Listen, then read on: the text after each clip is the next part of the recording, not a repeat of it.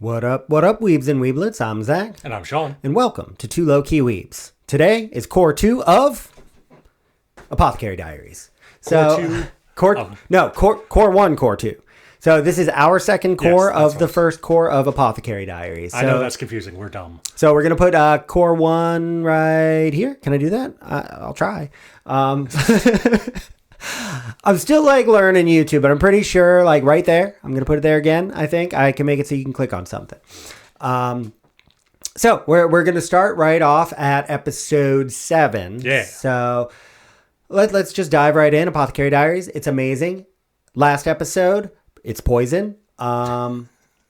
This episode, Mao goes home. So Mao was given 4 pieces of jewelry, some hairpins and whatnot. Yep. One of the hairpins she was given was by Lee Haku. Big dog dude. Big dog energy. So she reaches out to him and he's pissed. He does not want it. Because he's like, oh God, one of these girls took it seriously. So he shows up and he immediately is just the biggest douche. Yep. And she's like, hey, I want to go home. He's like, what's in it for me? Why do you feel like you could talk to me like this? What the fuck? And she's just like, oh, but I can offer you something. Do you like women? Do you like women? Do you like and so the brothel where she used to apothecize. Apothecize? Sure, let's go with that. I mean, she was pretty much raised by women at the brothel. Yep. And specifically these 3 big sisters. The 3 big sisters are world renowned, or at least county renowned or country renowned. I don't know how renowned because... I mean, back then, a small town could be world renowned. I know. Well, that's kind of what I'm getting at. But they're very renowned. And one night with them could cost a year's salary. And she's like, cost a year's salary if you have a good job. Yeah, that's right. And she's like, okay, I can get you in with one of these. And he's all of a sudden his tune changes. So MaoMao gets to go home. And it's really fun because she gets to go home. And Jinshi doesn't know about it. When he finds out, Gyokyo tells him what happened, that a man that gave her a hairpin took her home. Because she's the devil. And he she really is. Gyokyo loves giving Jinshi a hard time because he's clearly into Mao. And Gyokyo's like, yeah, that's what happened. He's like, oh, and she could have cleared it up, but she didn't. Or she does eventually, but she really she lays it on thick because Gyokyo just loves it. Loves twisting the knife. She really does. So MaoMao being at home, it's a nice episode. As soon as she shows up, first of all, Lee Haku's just in the best mood ever. And then as soon as she shows up, Graham's, the grandma who runs the brothel, just gut punches the shit out of her. And she, vomits rainbows. Yeah, it's straight up like a scene out of a typical shonen with, the blur. Well, no, it's awesome. I love it. And so everyone was obviously worried about MaoMao. But, So when I said in the last episode that MaoMao's dense. So she's very intelligent, but she's book smart, not people smart. She's not people smart because if she could have sent a letter, she sent a letter to let them know she's coming, but she never sent a letter to say, hey, I'm okay. She never sent a letter to say, hey, I'm alive. Gyokyo would let her. There's no... It's not her first days at the rear palace where she was pretending to be illiterate and couldn't send a letter. Well, yeah. And then you've got, first there's Gyokyo, but then you've got, and I forgot to mention this in the last episode, but Gyokyo's head lady in waiting. When MaoMao said that... when MaoMao tells her that... she was kidnapped, and all the money she makes goes to, other than her poison tasting money, goes to her captors. Gyokyo's head lady in waiting just drops a really expensive vase. Is I guess we'll have to charge your family because they pose as the family. Yeah. Just to get them. And Mama's like, yeah. Because everyone in the Jade Pavilion is very caring and familial. Mm-hmm. And they're all just wonderful. They really do care about each other, which is nice to see. It is. And same with the brothel. So MaoMao shows up. Everyone's happy. She's okay. Her dad's super nonchalant about it. And he's like, huh. You're alive. I guess it's been 10 months. Dope. Dope. It is, it's, I don't know. It's just kind of a nice little homecoming. I don't think anything major comes from the episode other than getting to see her home life and how things are and her catching up with everybody. And they do let you know the fact that she, MaoMao, to get Lee Haku to go, she paid for one of the 3 princesses, which is what they call them. So MaoMao is deep in debt now. She owes the old hag a lot of money, and the old hag wants MaoMao to be courtesan. Courtesan. Or maybe not even that. but to potentially sell her off. Yeah, well, I think a courtesan. I think she wants that to some extent, and because like MaoMao makes, why does she want me to do this so bad? But so like it's just a nice little homecoming episode that leads into the next one where MaoMao falls asleep after like visiting with her dad, and the next morning he's in the field and someone's knocking on the door like crazy. It's a child. It's a child. She's like, we need a doctor, quick. And so they run to a different brothel. Yeah. A lady and a man have been poisoned. So MaoMao shows up, does one of these, and then like locks in. Got that Mamba mentality. It's great. It's a great scene because like she freezes for a second. She's like, nah, I can't do that. I gotta lock in. And she locks in. Potentially invents CPR on the spot.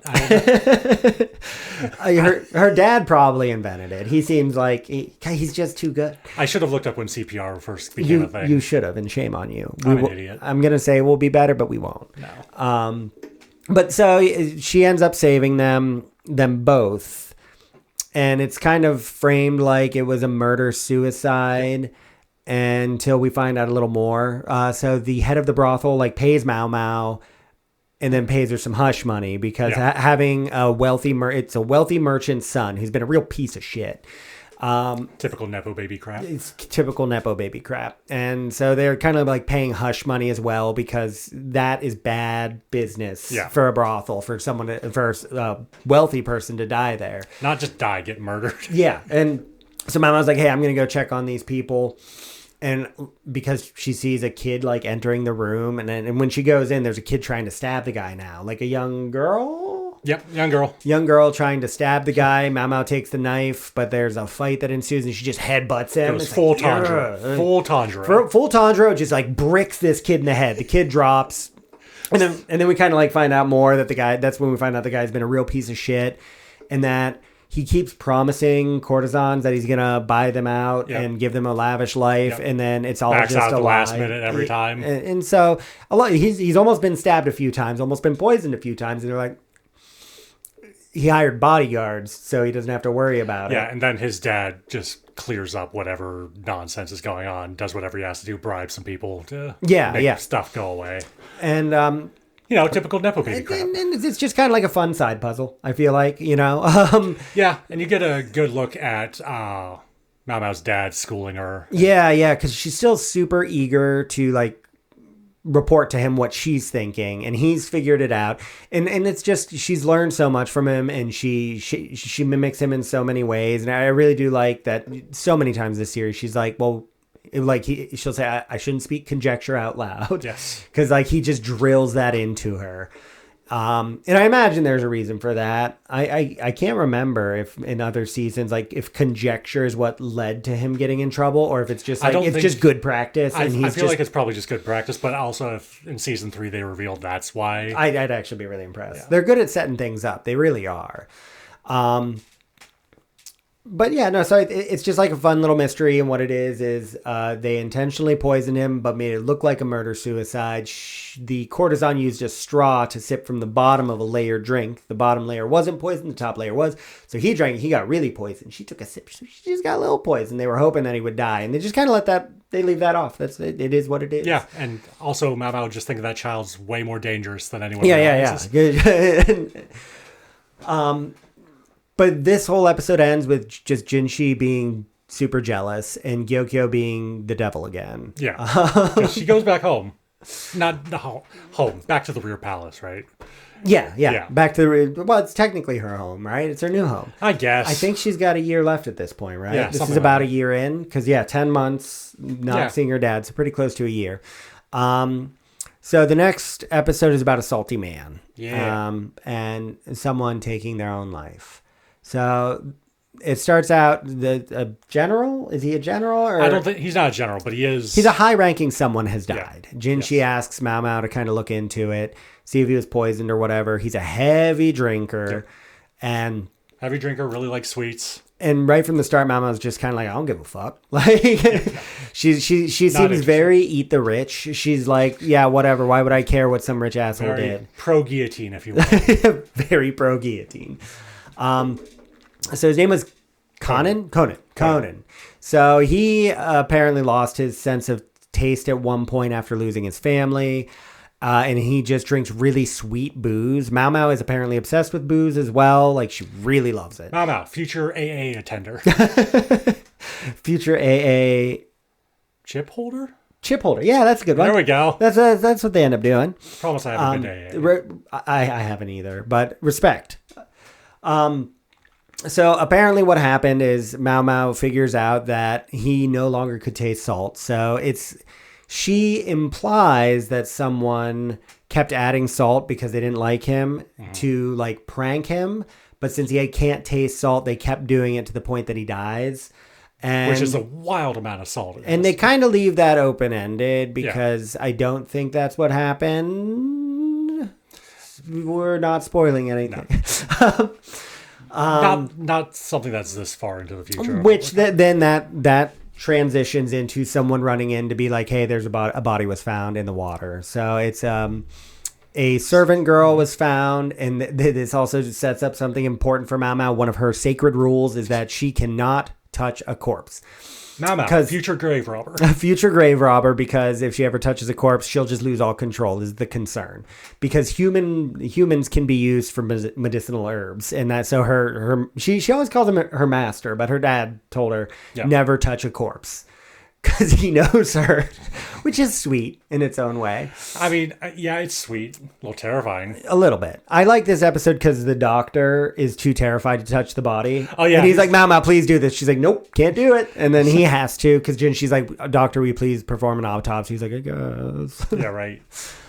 So the servant girl has like her hand, her fingernails are all red because it looks like she was trying to claw her way out. So is it murder? Is it suicide? That's the question. And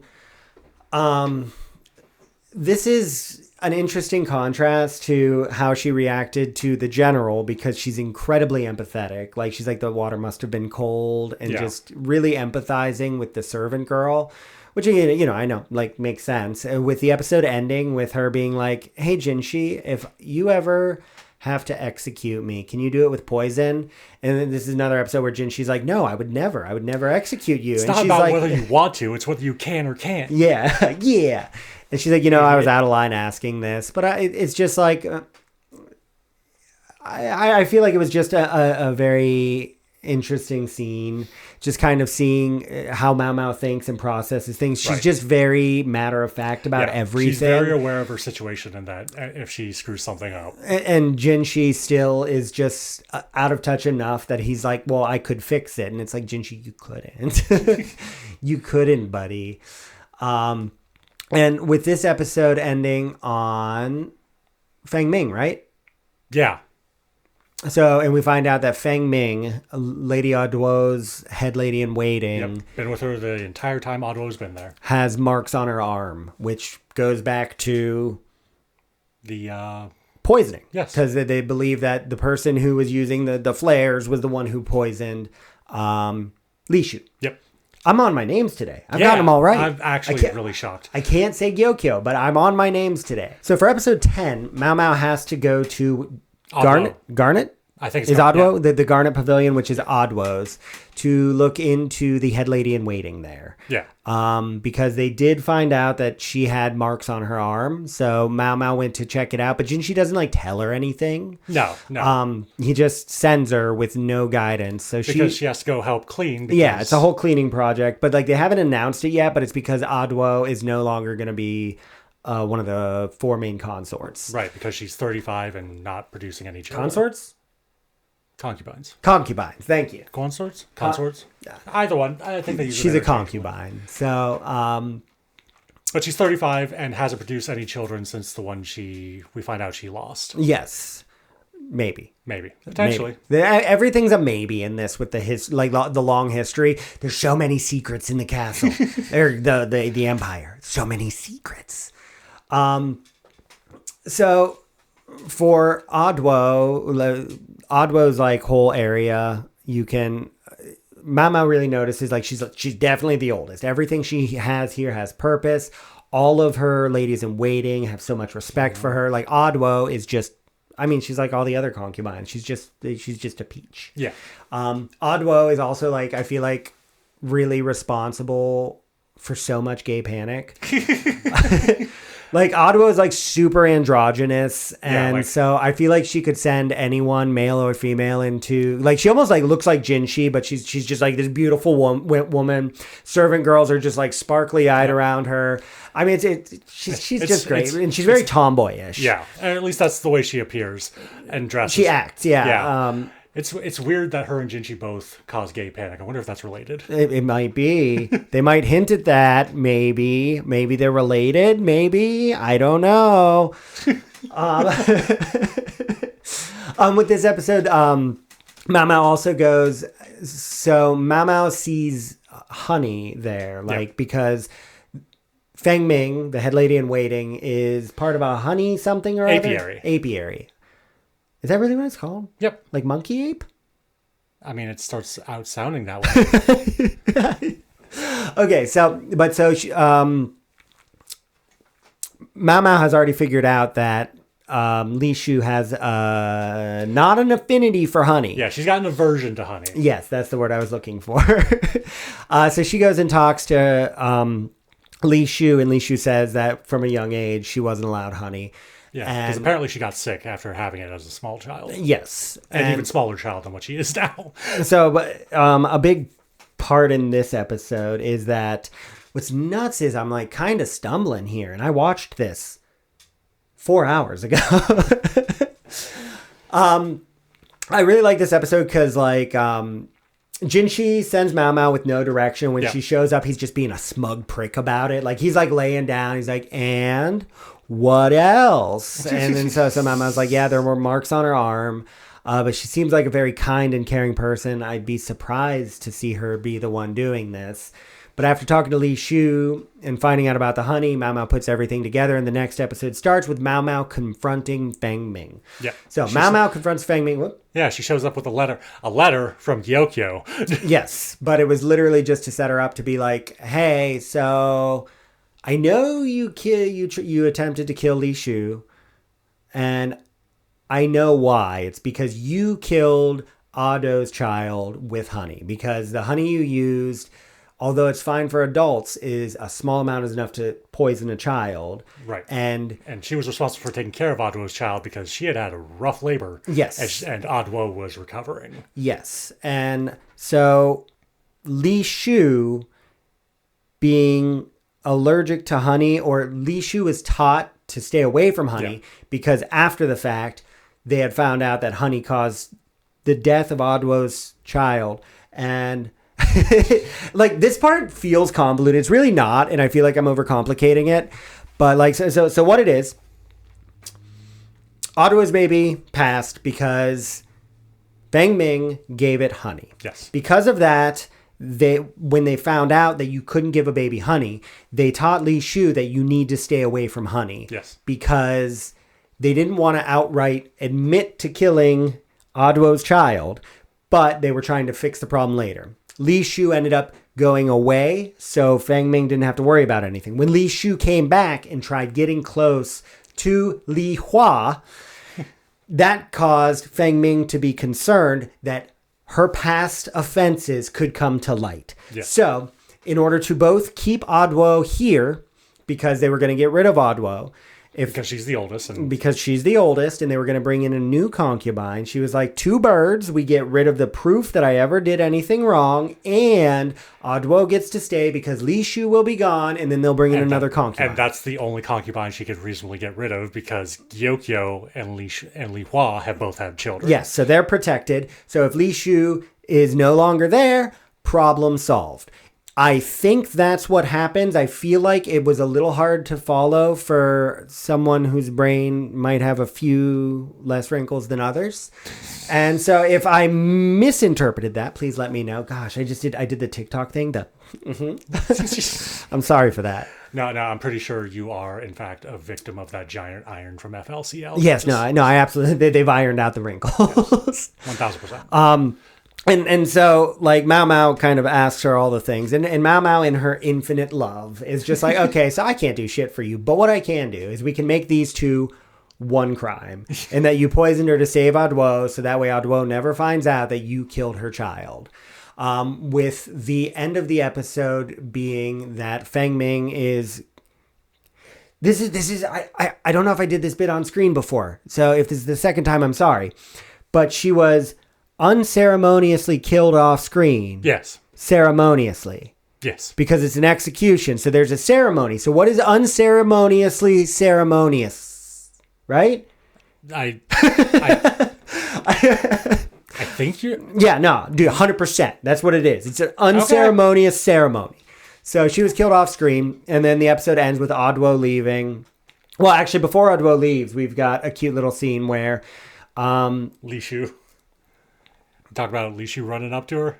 No, before that. Okay. MaoMao sees Adwo, and they drink. Oh, yeah. They drink, and Adwo kind of laments her life, and she's like, he must seem like kind of manly, and MaoMao's like... Yeah, you do that on purpose. You like that. You like causing gay panic. She doesn't say that, but she does. And then Adwo pours one out for her homies.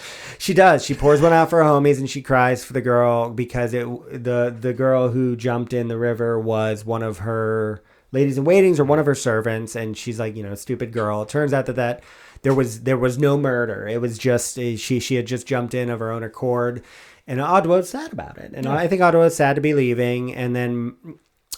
She leaves. MaoMao falls onto Jinshi, who's also wasted, and he's very sad and crying and giving her hugs.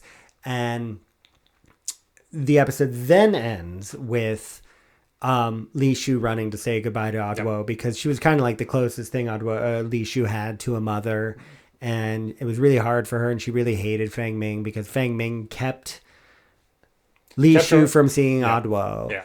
And then they also heavily imply that the babies might have been switched at birth. Because you see Jinshi and Adwo interacting and MaoMao's like, huh. They look the same. And it's again, with her being dense, the whole series, she's like, she reminds me of somebody. No shit. But so it's heavily implied that Jinshi was Adwo's child. And then that would also explain why he's crying and he's sad she's leaving and all of those things. So probably. Yeah, but also, we don't know for sure at this point. I'm not sure it's actually been confirmed. Yeah, it has. It's pure conjecture, and we never speak. We spoke the conjecture out loud. Ah, god damn it! Shame on us. We violated the rules. So with episode 12, which is the final episode of this core, MaoMao gets fired. Yep. So it's what happened is anyone who's done business with Fang Ming or her family was let go from the palace, which ended up being 88 people. And one of the people they did business with was the family of MaoMao that sold her into servitude. So MaoMao's getting fired. And when she goes to talk to Jinshi about it to beg for her job, he's like, she hates it. She must hate it here. Yeah. She's not allowed to be. I'm not going to let her stay. So she begs to stay. And Jinshi goes, okay, then you can go. MaoMao's like, well, fuck. So she ends up going home and she's working at the brothel. But she says she's there just to make the princesses look better. So they go to some big fancy event and then MaoMao sits down, starts talking to a man she doesn't recognize. It turns out to be Jinshi. So they're just kind of bullshit. And he's just like, well, then I'll buy you out. Because the line she uses, she's like, you're way too concerned with my chastity. Yeah. Because he's like, no. But she's like, no, I'm just here for whatever. But cool it, bro. But he's like, I can buy you out. She's like, that might work. And then he just does a creepy thing where she's like, no touching rule. No touching. He's like, just the fingers? She's like, fine. And then he touches her lips and then kisses them. And then the makeup's on her. And it causes a big stir with all of her friends and family because they're like, ooh, MaoMao. But it's a nice chill end to an otherwise somewhat high tension, but not nearly as high as the rest of the series season. With it ending with Jinshi showing up with a fat stack of cash and a weird bug for MaoMao to buy her out. So she's going to go work at the palace again, starting in the next core. Whew, I'm sure we missed plenty. Let us know in the comments. Argue with us, please. Call us dumb. Call us dumb. I do it enough for both. Right. But yeah, comment, subscribe, do the things. And until next time, let's keep it low key.